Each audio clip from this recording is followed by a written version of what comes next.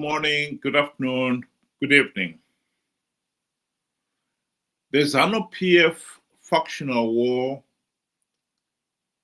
is hotting up, according to Comrade Bombshell,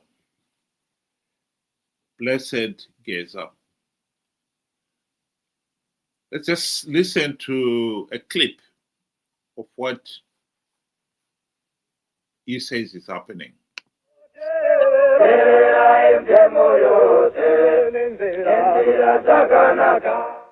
Good evening, fellow Zimbabweans. This is yours truly, Comrade Bombshell, Blessed Geza again. I come to you when a lot of interesting developments are taking place in our country. The political temperatures continue to rise, and the wheels of change are spinning very fast.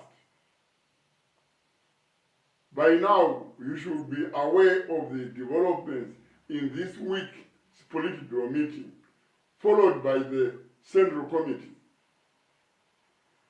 VP Chiwenga exposed how ED and Tagwirei looted over 3.2 billion dividends from the 45% Zanu PF shares in Sakunda Holdings. Emerson was a direct beneficiary of the loot. He never remitted even a penny to the party. Instead, he is using his proxies to loot money from the state and party and pretending like they are donating to the party. They've looted Zanu PF money and turned back to the party and pretended to be Father Christmas. We know that donations are coming from Emerson himself to pursue the 2030 agenda. That has to stop. I applaud VP Chiwenga for demanding the immediate arrest of Ziganandas. As usual, being Emerson threatened to resign, the Politburo was then followed by a powerful Central Committee. Emerson called the party to prepare for elections in 2028, pouring water on the 2030 nonsense. Yachipengo Garwe. Chinamasa also emphasized that the resolution to extend Emerson's rule to 2030 is legally unimplementable. This leaves those who are backing calls to push Emerson's rule to 2030 like Garwe, Maletera, Masimiremwa, and others. Fellow Zimbabweans, Emerson is used to dumping and disowning his loyalists when the going gets tough. He did that with the Chorojo debacle. He used Zanu PF provincial chairpersons when he was found out. He dumped them, sold them to Mugabe, and left them to rot in the political wilderness. Today, he is at it again. The so-called business people used to plunder national resources are facing jail. He has disowned them, left them to stew in their problems alone. Yet he was the one using them to advance an eager term extension. In the Central Committee, Emerson said the party should prepare for 2028 elections. However, behind the scenes, we know that he has been funding the 2030 nonsense. That's how cunning he is. Fellow Zimbabweans, after the order by VP Chiwenga to have the Ziganandas such as Tagwirei, Delish Ngwaya, Wikinel Chivayo, and Scott Sagupanya arrested, the Ziganandas have been thrown into chaos. Well, there is chaos in Zanu PF itself. I think that much is very clear to anybody. This is the ruling party. And the country is facing some really serious economic challenges. And yet, the party seems to be totally engrossed in its own factional war. It is interesting here that Geza is telling us that the party got billions of dollars, $3.2 billion from its share with Kudakwashi Takwire company. I think it is true that the party never paid that money to buy those shares. The nation did. And like everything else, what belongs to the nation belongs to Zanu PF. And the looting of that money is no different from the looting of the millions of dollars as shown in the gold mafia Al Jazeera documentary. Some people have argued, where does Zanu PF get all this money? Well, this is where it's getting it. And how is it using it? In this case, Mnangagwa is not using it to advance Zanu PF party interests. He is using it to advance Mnangagwa's personal interests. So we have moved from a situation where the party interests exceeded the national interests. And now we've moved to a situation where the individual interests supersedes the party interests and the nation's interests. The nation is becoming a poor second, third in this case. We are in serious trouble here. What we have got to realize here is Zanu PF will not change. I have said on this platform that the likes of Blessed Geza are not fighting to end the dictatorship. They're just fighting to replace one dictator with another. The 2017 military coup accomplished nothing because all it did was remove Mugabe to replace him with Mnangagwa. We accomplished nothing. And we should be very careful here that we do not repeat that mistake. I agree with Geza's argument that as much as Mnangagwa has announced that the party should prepare for the 2028 elections, we cannot be certain that Mnangagwa has completely abandoned the idea of him staying beyond 2028.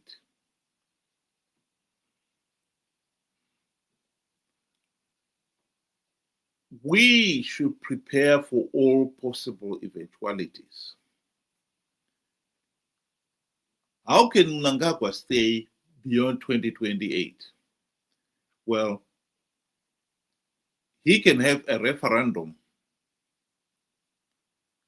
and the primary purpose of that referendum will be to amend the constitution to allow Mnangagwa the elections of 2028 to be postponed to 2030. That will require a referendum.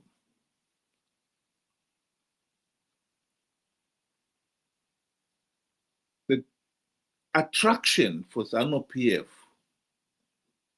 of a referendum as contrast to an election is that a referendum is not subject to the same stringent election observers as an election.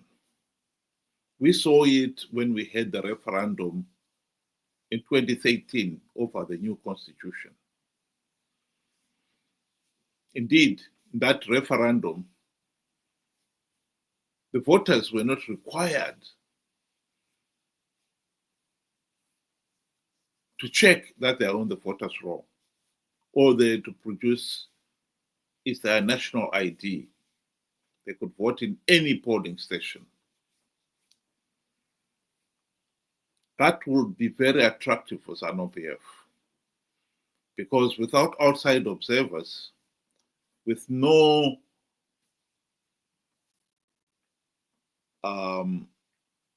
voters' roll, they can easily rig the process. So that attraction we cannot rule out is there and we must be prepared for it. If they go down that route, what is our position? Our position, as far as I am concerned, should be we do not want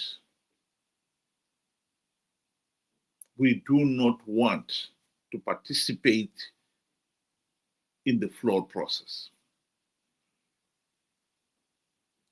We already know from the 2023 elections that there's no verified voters' roll, that the process of that election without the voters' roll was flawed. SADC and the AU election observers confirmed it. So Zimbabwe's position should be there should be no election in which we participate until we correct those things. There should be no referendum in which we, the people, participate until the process is cleaned up. We will be tempted by the opposition to participate because they will argue that they will win that referendum. I believe we should not move an inch on that position, in that direction. We should not be tempted to participate in a flawed process, because if we participate, we have to accept the result. Just like we did in 2023.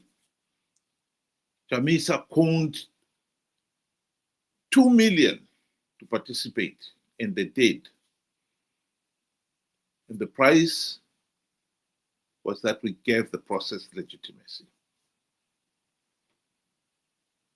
So our position on the referendum should be we will not participate in a referendum without the reforms to clean up the voters' roll, to clean up the process are implemented. And the same applies to the election that he's calling. If he decides to go down that route and have an election 2028, our position should be very clear. We are not participating in a flawed process that even SADC and the AU have confirmed that is flawed and illegal. Because if we participate, we give legitimacy to the process. That is the argument. I would like to end by reminding Zimbabweans that as long as we have got this political crisis, this political mess, there will be no meaningful economic development. What Geza is saying here, all this fighting within the party, all this looting, you have to ask yourself, who in their right mind would want to invest in a country where there's so much political chaos and waste of resources?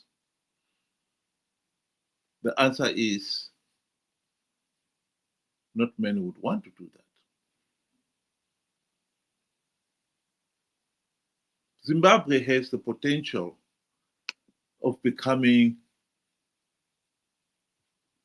the South Korea of Africa. We had it soon after our independence, and we can still aspire for it. But we are going it the wrong way. We need a democratic process that will ensure political stability and sound economic policies. Here is the late Margaret Thatcher, reminding us why some countries are prosperous, whilst others are but a failure. Countries are not rich in proportion to their natural resources. If they were, Russia would now be the richest country in the world. Angola would be very rich, and there are many other countries that have a lot of natural resources, but they have not had an enterprise economy to develop those resources. Russia has everything: oil, gas, diamonds, platinum, gold, silver, timber, marvelous soil, but has been poor. She's also, on the second point, got very bad environment, the Aral Sea. I remember going to one communist country in about the 60s and seeing a powder coming out of a chimney of brown gas, which of course is a nitrous gas. And I was absolutely horrified. I said, well, what are you doing letting that happen? The lungs of the people must be terrible. This is acid. You can't let that go on. Tact has never been my strong point, as you know. And it is the countries that have had the wrong system, which have not created the wealth, have not cared about people. Look at the other side. Japan, no natural resources. Switzerland, no natural resources. Taiwan, no natural resources. It is the political system which enhances the enterprise of the people and gives it a framework within which to operate, which will deal with this poverty. So to come back to Zimbabwe, we have got many natural resources. And alas, these have become our curse when they should have been our blessing. Because Zanu PF is looting those resources at an unbelievable rate, and all for the purposes of keeping Zanu PF in power. This is at the heart of our problem in Zimbabwe. And I really would like to remind Zimbabweans out there that this present warfare within Zanu PF has nothing to do with us. We should be very clear to people like Geza that we have nothing to do with him, because we know that if we were to make the mistake of supporting him, even if he was to get into power, he will only use that as the stepping stone to impose the next dictator, as happened in 2017. We should be very clear on that matter. We have nothing to do with the factional wars in Zanu PF. And when it comes to 2028, we must be prepared to make it very clear that we will not participate in a referendum in 2028, nor will we participate in an election in 2028. Because Zanu PF will only use our participation, rig the process, and claim that by participating, we had given the process legitimacy. Think about it. Thank you very much. Have a good evening.